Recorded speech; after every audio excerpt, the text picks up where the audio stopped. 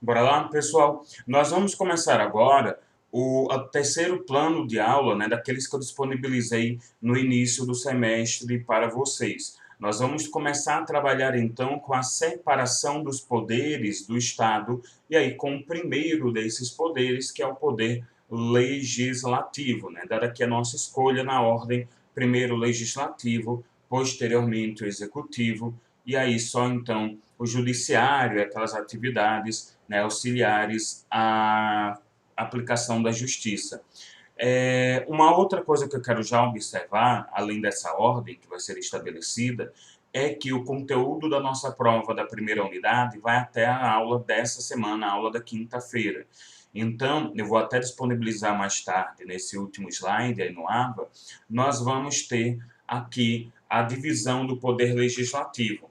Essa semana vou ter três partes, né, três pequenos vídeos, falando em primeiro lugar dessa parte mais geral, o que é o Congresso Nacional, né, as suas atribuições, a sua formação propriamente dita, a mesa diretora, os tipos de votação, os tipos de sessões legislativas e por aí vai.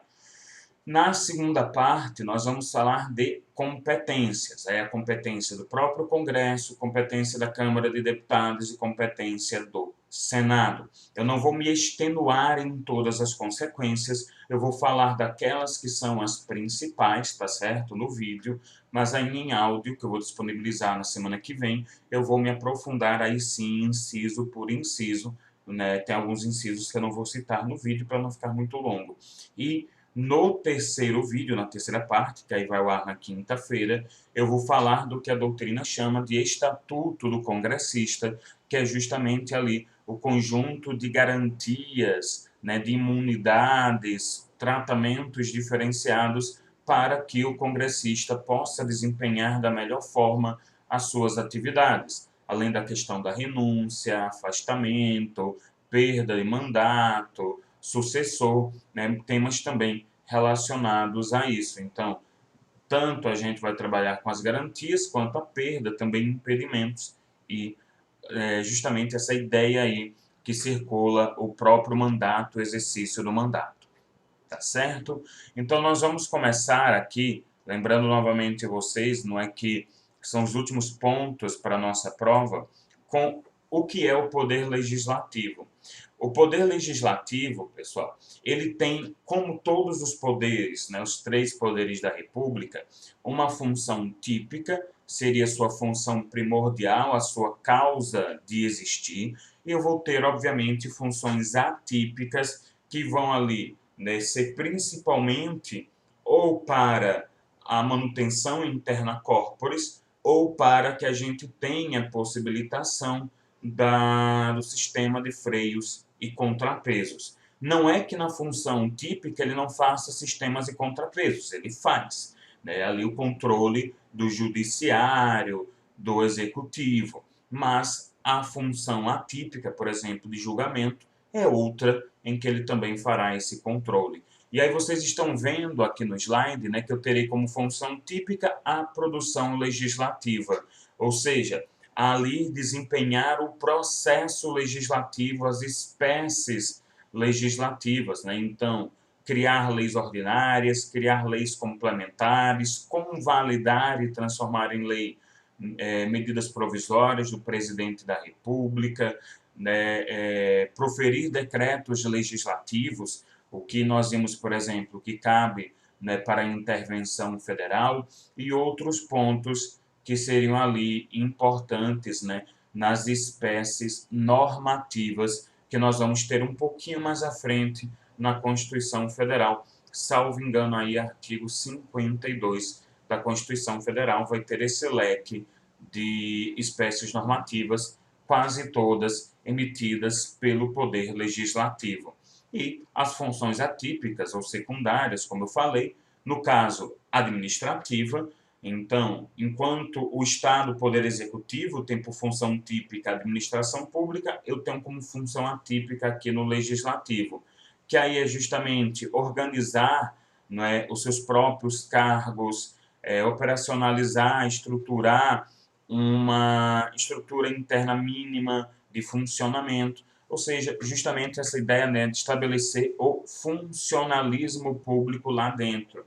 E eu tenho que observar o seguinte: quando eu penso no Congresso Nacional, eu vou pensar tanto em agentes políticos, obviamente os indivíduos que vão ser aí votados para um mandato, tá certo? Que pode durar uma ou duas legislaturas, mas eu também terei funcionários públicos, servidores de carreira, cargos comissionados, empregados públicos, ou seja, eu terei toda uma miríade de outros agentes públicos que devem ser organizados nessa atividade atípica de administrar. E também tem a questão de julgamento, né? Eu falei até justamente desse exercício do sistema de freios e contrapesos, que seria, por exemplo, o julgamento dos crimes de responsabilidade do presidente da República, do vice-presidente e também de ministros de Estado, entre outros indivíduos que a gente acaba observando aí sim no artigo 52, perdão. Então, espécies normativas é 59, né, o julgamento de impeachment de crime de responsabilidade está no 52. Agora, na União, nós adotamos um sistema bicameral, um sistema que é dividido em Câmara dos Deputados e Senado Federal. De maneira geral, né, a gente acaba estudando que a Câmara dos Deputados faz a representação direta da população, tanto que vai ter uma proporção, não chega a ser exata, tá certo? Uma proporção aí mitigada para evitar grandes distorções, mas vai ter uma proporção referente à população de cada estado. E a gente até vai estudar isso um pouco mais à frente. Já o Senado Federal acaba sendo mais uma casa de representação dos entes da federação, estados, membros e Distrito Federal. Até por isso que a representatividade é igual para cada ente, né? São 3 senadores, independente aí do tamanho da população daquele estado membro ou população do Distrito Federal. Mas, nos estados, no Distrito Federal e dos municípios, eu tenho apenas um sistema unicameral, tá certo? Dando continuidade, nós vamos para as atribuições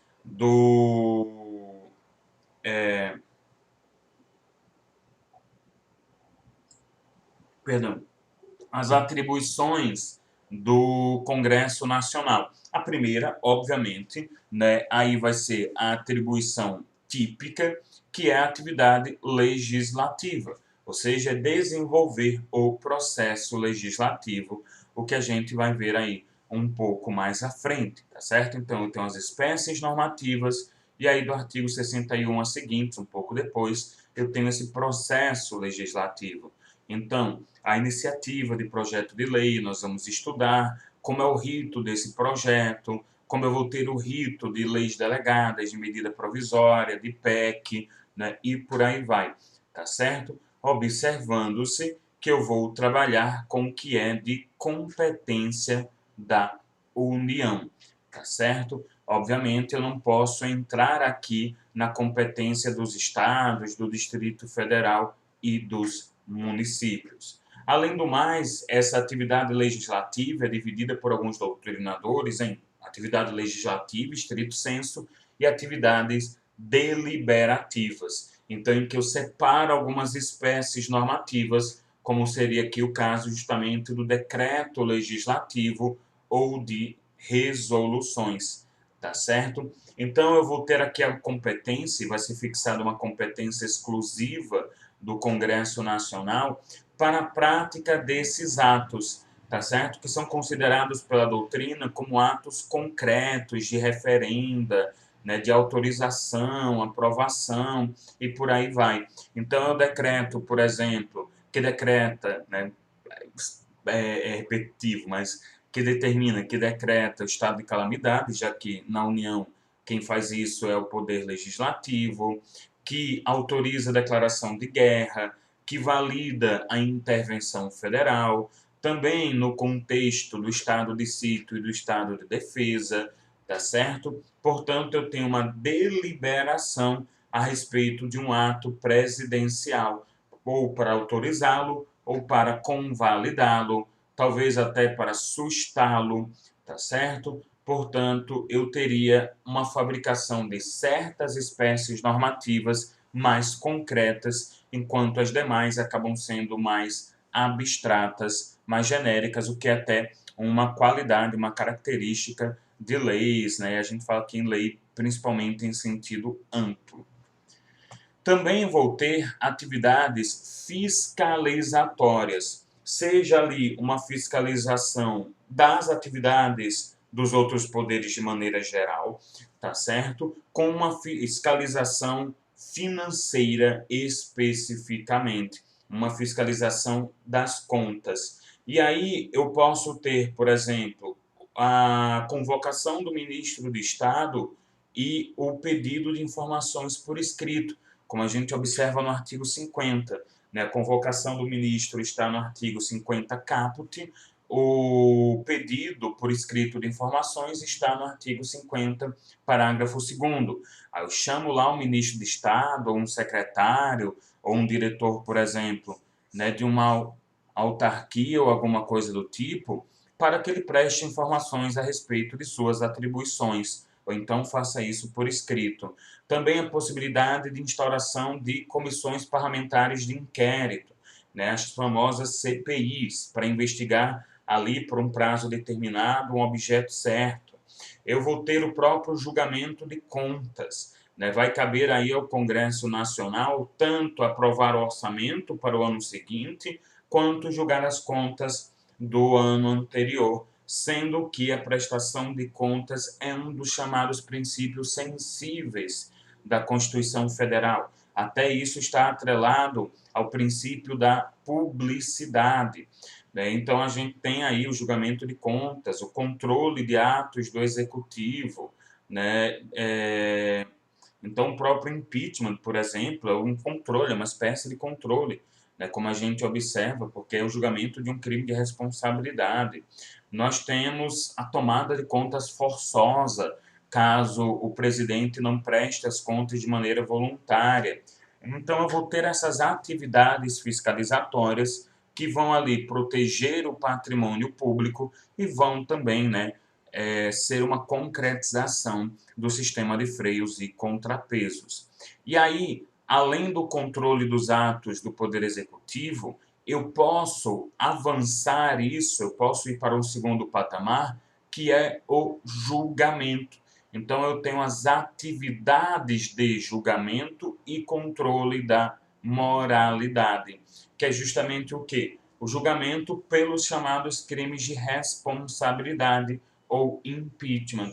Quando um presidente da República ele pratica um crime, esse crime do presidente da República pode ser um crime comum, ele será julgado no STF, né, ali de acordo com o artigo 102 da Constituição, ou pode ser um crime de responsabilidade, e aí ele será julgado pelo Senado Federal, e em ambos os casos eu tenho uma espécie de julgamento prévio, que é a autorização pela Câmara dos Deputados. E aqui, quando eu falo do controle de moralidade, né, a gente pode pensar no próprio controle de legalidade, que é outro princípio do artigo 37, mas essa moralidade, e além disso, né, a proteção da eficiência, a proteção da separação dos poderes, né, que são vários ali bens jurídicos que são afetados pelos crimes de responsabilidade.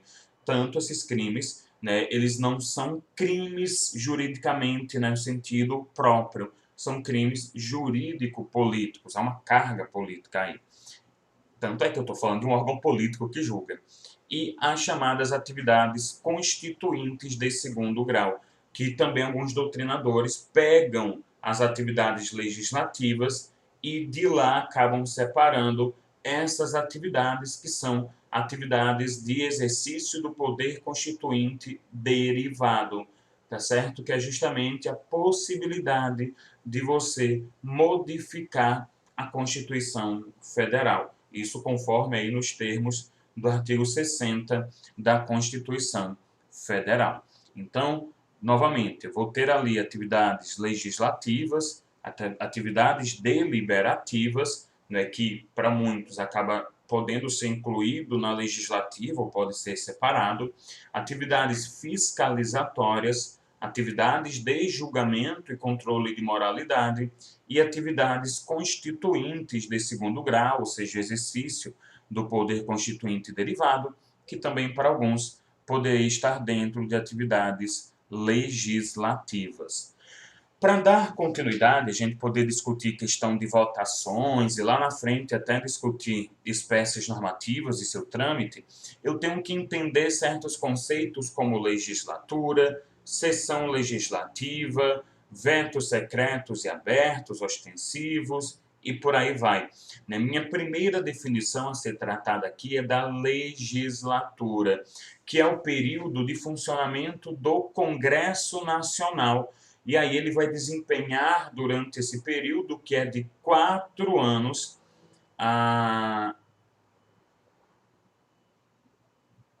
Perdão, é de 4 anos, nossa, deu um branco aqui.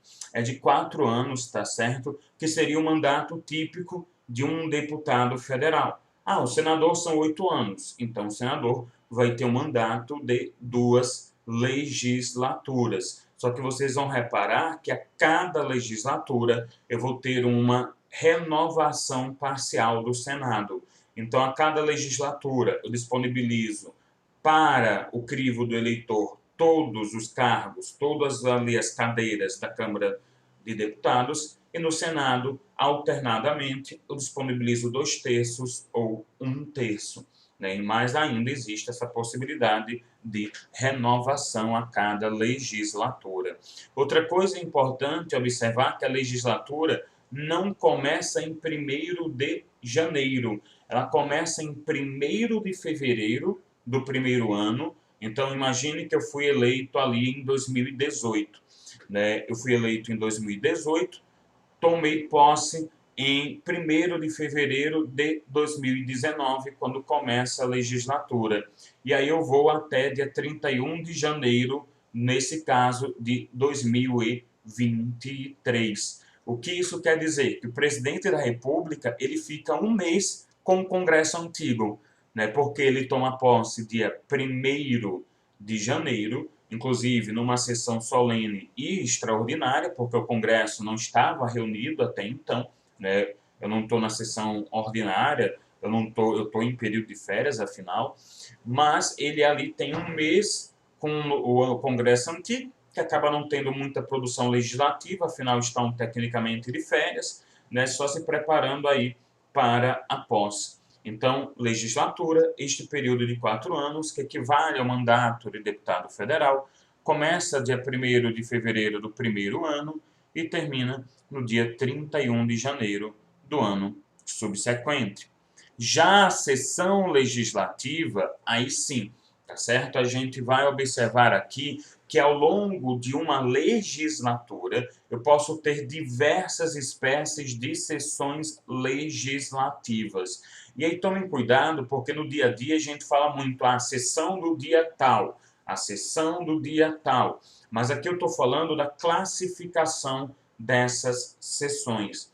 E aí a primeira que a gente pode ter é a chamada sessão preparatória. Ela acontece no início de cada legislatura. Na verdade, ela acontece um pouquinho antes do início da legislatura. Então, vamos imaginar ali, né, o finalzinho de janeiro. Para quê? Para que se possam organizar as primeiras atividades do Congresso Nacional. Então, normalmente, eu vou ter aqui uma comissão de poucos congressistas, a mesa diretora daquela casa legislativa, né? A gente está falando de casa a casa, e aí para que se possa ter a posse dos deputados e senadores, e aí depois cada casa poder eleger a sua mesa diretora. Isso é até importante porque muitas vezes eu vou ter a mudança de indivíduos de uma mesa diretora para outra.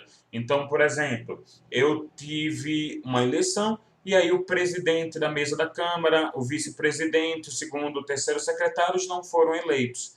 Para comandar a primeira sessão da legislatura seguinte, tem que ser alguém da mesa antiga, já que eu ainda vou eleger a mesa nova. Muitas vezes é lá o terceiro, né, secretária, o segundo vice-presidente. Então, ele precisa se aclimatar, ele precisa, obviamente, se acostumar para poder conduzir a sessão. A sessão solene é aquela que comemora datas ou feitos históricos. Ah, o dia da árvore, o dia disso, o dia daquilo, né? 7 de setembro, 21 de abril e por aí vai, tá certo? Chegaram a propor uma vez sessão solene para comemorar o golpe de 64. Né? Eu acho que isso é abusar demais do direito à liberdade de expressão e às imunidades do congressista, até porque a gente está falando de um ato antidemocrático. Mas, né, se isso fosse possível, fosse admitido, seria uma sessão solene. Eu vou ter a sessão ordinária. Né? Eu vou chamar de sessão ordinária aquelas sessões que vão ser realizadas do dia 2 de fevereiro a 17 de julho e do dia 1º de agosto a 22 de dezembro. Então, é como se isso daí fosse o período de trabalho, e esses períodos aí ocasionais são os períodos de férias ou recesso.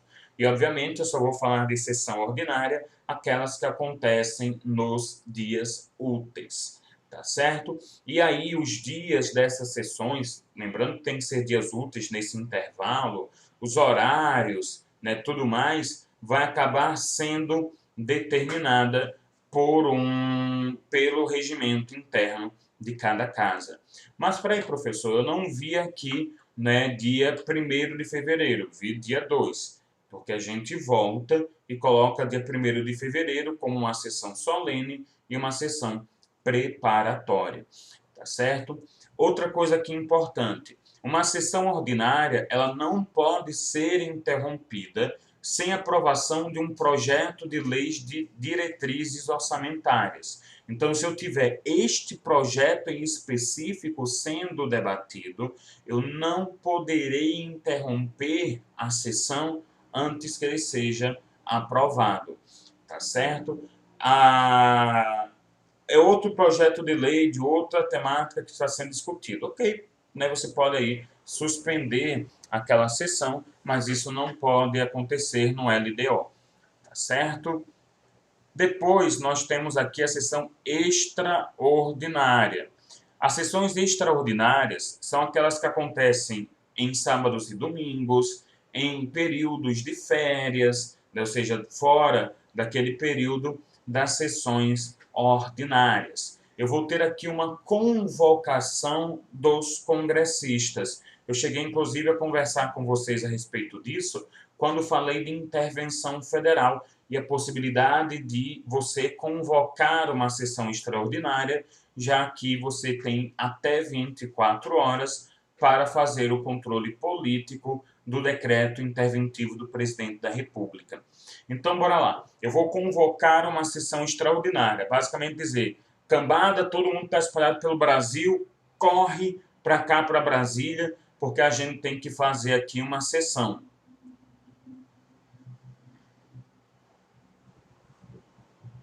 Então, quem é que pode convocar? A doutrina separa aqui em duas partes. Ou o presidente do Senado, tá certo? Que, na verdade, é o presidente do Congresso Nacional, ou então o presidente da República junto aos presidentes do Senado e da Câmara de Deputados. Então, o presidente do Senado, ele vai convocar ali uma sessão extraordinária quando houver decretação de estado de defesa, de intervenção federal, né, acabei de citar esse exemplo, de pedido de autorização para decretação do estado de sítio e para compromisso e posse do presidente e do vice-presidente da República, tá certo? Então, imaginem a seguinte situação, imaginem que eu tenho um julgamento de impeachment. Não impeachment não, porque, né, eu vou já dar posse pro... Já vai estar reunido, pessoal. Eu tenho um falecimento do presidente. Então, eu vou dar posse ao vice-presidente numa sessão extraordinária ou chancelar um decreto que o presidente emitiu de estado de defesa ou de intervenção, ou o presidente quer decretar estado de sítio. veja que tem essa diferença, né? Estado de defesa e intervenção, ele decreta e depois tem um controle político. Estado de sítio, primeiro ele pede autorização para depois ele poder decretar. Peraí, professor, eu não consigo decorar isso daí. Eu tenho um modo muito fácil de decorar. As coisas no sítio são devagar. Você descansa no sítio. Então, já que são devagar, não tem ali uma urgência, por isso eu posso esperar o Congresso para depois fazer as coisas, né? Porque vida de sítio, vida de interior é mais fácil. Já defesa, intervenção, olha, são palavras mais duras. É claro, todas elas são situações de suspensão de direitos, de diminuição, etc. Mas essa brincadeira aqui mnemônica ajuda um pouco. E presidente da República ou presidente da Câmara e do Senado, né, eu vou ter isso, obviamente, suscetível ao requerimento da maioria dos membros de ambas as casas. Então, eles ainda podem convocar ali, né, pedir para que haja essa convocação. Então, ó, tem aqui uma maioria dessas casas, é uma maioria simples, não se exige maioria absoluta nem qualificada, e aí o presidente da Câmara e do Senado, junto ao presidente da República, fazem essa convocação para quê? Para responder a um caso de urgência ou interesse público relevante, tá certo? Dando continuidade ainda na sessão extraordinária, nós vamos ter aqui o impeditivo para que a casa trate de assuntos que não foram objeto da convocação, tá certo? Então, eu só posso incluir nas pautas ali o que foi assunto. Opa, é intervenção federal. Então, você vai trabalhar isso na sua convocação de sessão extraordinária. Ah, é um relevante, é uma questão, né, de urgência, relevante e interesse público. Também. A exceção que é feita pelo próprio artigo 57 é você poder, além do objeto da convocação, discutir também medidas provisórias que estejam em vigor na data da convocação extraordinária. Então, poder adicionar. Isso aqui é interessante, poder adicionar. Por quê? Vocês acabaram de ver as possibilidades de medida de convocação de sessão extraordinária e medida provisória não está lá. Por mais que faça parte do que a gente chama de processo legislativo especial, né, o processo aí mais rápido, por mais que você tenha uma urgência, porque a medida provisória editada pelo presidente já começou a ter vigência, já começou a ter validade, tá certo? Mesmo antes dela ser chancelada e transformada em lei. Mesmo com todo esse senso de urgência, ela não autoriza convocação de sessão extraordinária, tá certo? A autorização, as hipóteses estão no slide que a gente acabou de ver. Então, o que acontece? Eu posso aproveitar a convocação de uma sessão para outro motivo, né, de uma sessão extraordinária, e incluir o debate de uma medida provisória em vigor. Fora isso, não existe nenhum outro objeto que eu possa pôr aí em pauta. Pelo princípio da simetria, né, o espelho constitucional, a norma a respeito de sessões extraordinárias deve ser copiado nas constituições estaduais, tá certo? E na lei orgânica do Distrito Federal, para que isso também seja aplicável aos parlamentares desses entes. E uma observação que também é feita na legislação é que eu não pagarei verba indenizatória pela convocação. Ah, eu estou trabalhando nas férias, paciência. Estou trabalhando no final de semana, paciência. Outra coisa importantíssima, pessoal. Se eu comecei uma sessão na sexta e ela invade o sábado, isso não é configurado uma sessão extraordinária, porque é mera continuidade daquela sessão que havia iniciado na sexta-feira. Tranquilo? Próximo tópico aqui, trabalhar com números, pessoal. Nós temos na Câmara dos Deputados 513 membros. E aí nós vamos ter uma variação de 8 a 70. Porque, como eu falei para vocês, eu vou ter uma representação proporcional à população dos estados, conforme a gente tem no estudo do Instituto Brasileiro, né, de Pesquisa Geográfica, o IBGE. É claro, né, geográfica e estatística. É claro que não é uma proporção direta, como eu falei para vocês, para evitar também grandes distorções. Então, eu vou estabelecer um limite de 8, um limite mínimo, que eu posso aplicar, por exemplo, ao Acre, e um limite máximo de 70 para o estado da federação, que tem maior população, no caso, São Paulo. Para quê? Porque se eu fosse fazer uma proporção ali completamente matemática, direta, São Paulo ia ter um excesso de representatividade. Ah, mas é justo por causa da população. Só que isso cria uma injustiça com outros estados da federação que normalmente são até mais pobres. E aí eu deixo de proteger entes federativos mais hipossuficientes, populações hipossuficientes. Já em território, né, que se a gente tiver território, tem um estabelecimento de 4 deputados federais. Já para deputados estaduais, você vai pegar o número de deputados federais e triplicar esse número. Então, imagine, por exemplo, que eu estou falando do Acre. 3 vezes 8, 24. Só que essa regra ela não vai ser exata, porque se eu fizesse isso com São Paulo, eu teria 210 deputados. Por isso que há uma segunda regra, que é o quê? Eu triplico até dar 36, e aí, a partir disso, será acrescido o número de deputados que estejam acima de 12. Então, eu tenho 70 deputados em São Paulo. Tiro 12, vou ficar com 58.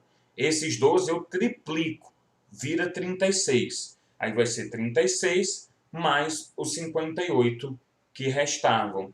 Vão ser aí, né, 94 deputados estaduais. Veja, seria muito diferente de 210 deputados estaduais. Então, tome cuidado com essa regra que nós vamos encontrar aí quanto ao número de deputados estaduais, que eu já vi muita prova cobrar isso como pegadinha, tá certo?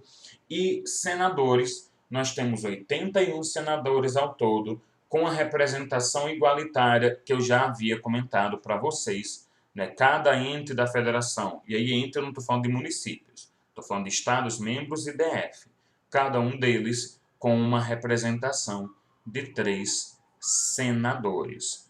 E aí eu vou ter maiorias para as votações. E normalmente nós vamos ter 3 espécies de maiorias: a maioria simples, a maioria qualificada e a chamada maioria absoluta. A maioria simples é o primeiro número inteiro superior à metade dos parlamentares presentes no ato de votação. Veja, não posso dizer que é metade, porque estão presentes ali, né, 51 deputados, 51 senadores, perdão, 51 deputados não tem quórum, 51 senadores. Eu teria 25,5. Eu não vou cortar ninguém pela metade. Então, o correto é dizer que é o primeiro número inteiro superior a essa metade. Eu teria 51, a metade seria de 25,5, primeiro número inteiro, 26 senadores. Tá certo? E aí, só em relação a quem está presente. Portanto, você tem que analisar qual era o quórum mínimo exigido para aquela sessão, para o debate daquele determinado tema, da espécie normativa, etc. Estando o quórum mínimo, você pode debater e até votar.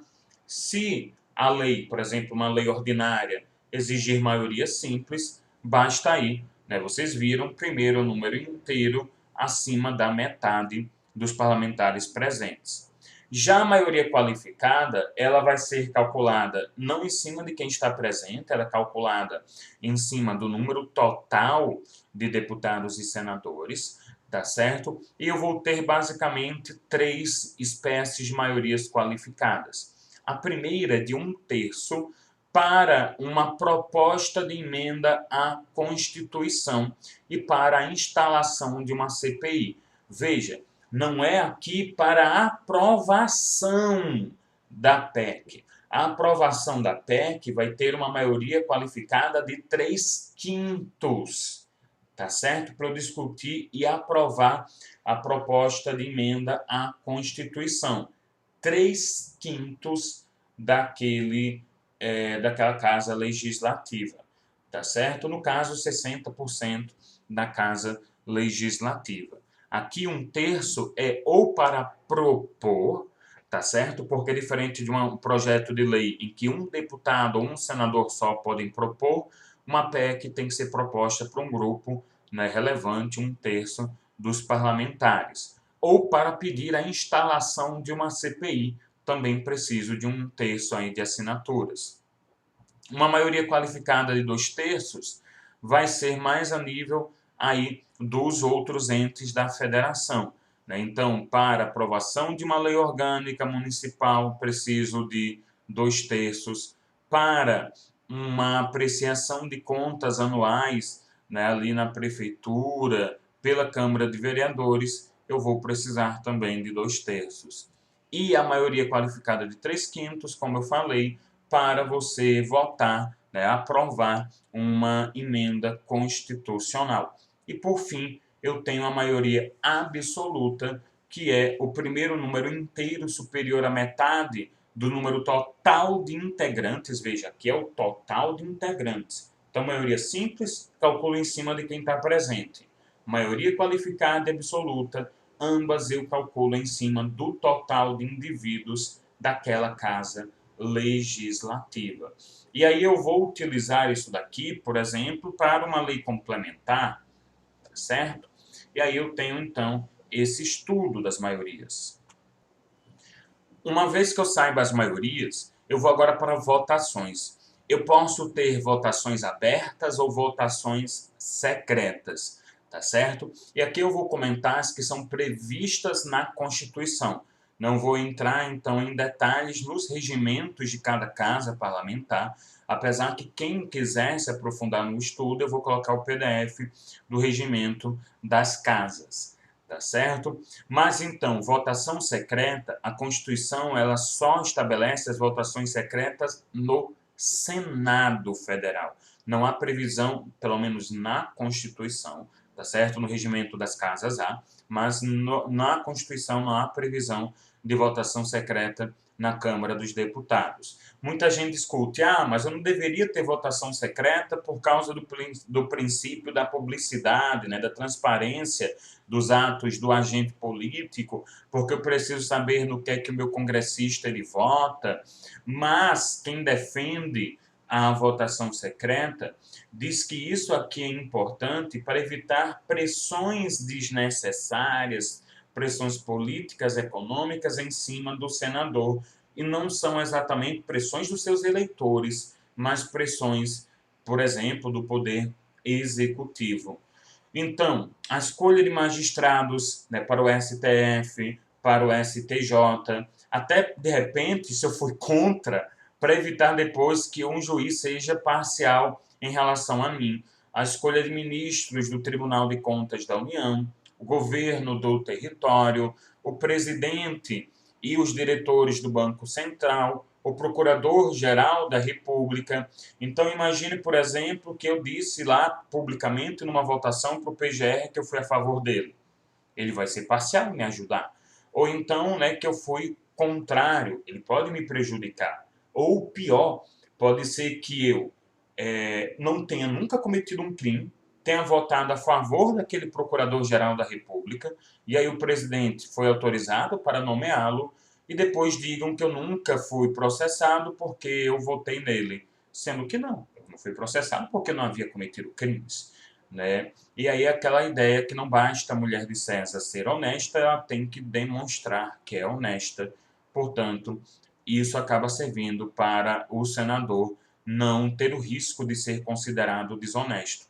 Também a aprovação e a escolha de chefes de missão diplomática de caráter permanente e a exoneração de ofício do Procurador-Geral da República antes do término do seu mandato. Já no tópico aqui seguinte, eu tenho as votações abertas, as votações ostensivas. Não confundam com votação nominal. Uma votação ostensiva, basicamente, eu mostro em quem cada um votou. Na votação nominal, além de ser ostensiva, eu chamo fulano por fulano para que seja demonstrado em quem ele votou. Por exemplo, a votação do impeachment é ostensiva e nominal. E outro detalhe aqui na votação ostensiva é de que, né, quando a Constituição estabelece que ela é ostensiva, eu não posso ter um regimento das casas legislativas dizendo que é secreta. Veja, a Constituição disse que certas votações no Senado são secretas. Além disso, os regimentos das casas podem estabelecer outras votações secretas, mas nunca vai poder deixar secreto o que a Constituição diz claramente que é votação ostensiva. No Senado ou na Câmara, então, em cada uma das casas, vai ser obrigatoriamente aberta a sessão sobre a prisão em flagrante do crime inafiançável de membros do Congresso. O membro do Congresso ele só pode basicamente ser preso em flagrante por crime inafiançável ou ser preso por condenação transitada em julgado. Então, resolver sobre a prisão, sustar o andamento de ação penal contra parlamentar e decidir sobre a perda do mandato. Então o que quer dizer isso, professor? Como é que eu lembro? Simples, se for salvar a pele do coleguinha congressista, a votação tem que ser ostensiva, tem que ser aberta. Seja porque ele pode, o Congresso, revogar essa prisão em flagrante, seja porque ele pode sustar esse processo, ou ele pode não determinar a perda do mandato. E na sessão conjunta, porque a gente vai ver mais à frente, é uma deliberação conjunta do Congresso Nacional, apreciação do veto do presidente a projeto de lei. E para finalizar esse tópico, nós temos as mesas diretoras, porque não basta eu ter ali, o Congresso, etc. Eu vou ter esse Congresso com algumas divisões. Então, por exemplo, cada casa vai ter suas comissões, como a gente vai ver depois da primeira prova, comissões especiais ou temporárias, comissões permanentes. Eu vou ter aqui o próprio plenário e vou ter, obviamente, a mesa diretora. Veja o que é que o Pedro Lenza ele diz que é a mesa diretora. As mesas diretoras de cada casa exercem funções administrativas, então de polícia, de poder aí manter a ordem e conduzir as votações, de execução de medidas, então cumprimento de determinações, por exemplo, judiciais, a própria administração, então é quem administra as contas das casas, administra os funcionários públicos, tá certo? Devendo no tocante à sua constituição, ser assegurada, tanto quanto possível, a representação proporcional dos partidos ou dos blocos parlamentares que participam da respectiva casa. Então, a gente vai observar isso, do princípio da representação proporcional em vários momentos, por exemplo, nas comissões. Então, quando eu monto a mesa diretora, eu tenho que, na medida do possível, apesar que vão ser eleitos, então isso às vezes escapa um pouco, mas na medida do possível, escolher ali indivíduos que representam, eu tenho frente tal, bloco tal de oposição que representa 10% ou representa, sei lá, um quinto, 20% do Congresso Nacional. Então eles teriam direito à mesma proporção em relação à mesa diretora. Por isso que muito partido pequeno normalmente forma ali bloco parlamentar, justamente para se reunirem e eu ter aqui uma maior expressão, o que vai me ajudar em mesas diretoras, em comissões e tudo mais. Eu vou ter a eleição da mesa diretora por 2 anos, por um mandato de 2 anos, não sendo possível dentro daquela legislatura eleger um indivíduo para um cargo subsequente. Como assim? O camarada foi eleito nos 2 primeiros anos da legislatura. Ele não pode ter uma reeleição subsequente para os 2 anos seguintes. Recentemente, a gente teve o caso do Rodrigo Maia e o STF entendeu que isso não se aplica para legislaturas distintas. Ou seja, o Maia ele foi eleito no final de uma legislatura e teve uma reeleição subsequente, mas já era no novo mandato dele, na nova legislatura.